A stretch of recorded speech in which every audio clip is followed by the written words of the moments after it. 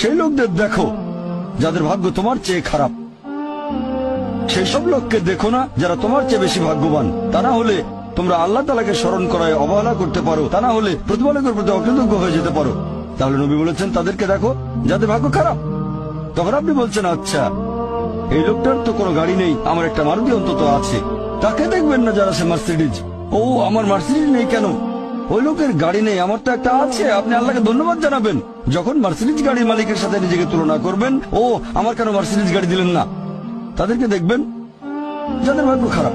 তাহলে আপনি আল্লাহ সুবহানাহু ওয়া তাআলাকে স্মরণ করছেন। আর এটাই বৈশিষ্ট্য মানুষের। এরকম একটা গল্প যে এক লোকের মনে অনেক দুঃখ, কারণ তার কোনো জুতো নেই।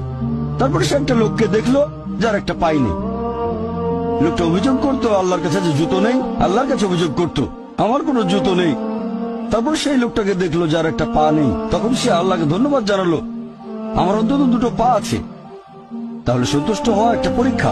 আমাদের নবী মুহাম্মদ সাল্লাল্লাহু আলাইহি ওয়াসাল্লাম বলেছেন, এটা আছে সহিহ বুখারীতে খণ্ড নম্বর ৮, যে সত্যিকারের সম্পদ হচ্ছে সন্তুষ্ট হওয়া, ধন সম্পত্তি নয়।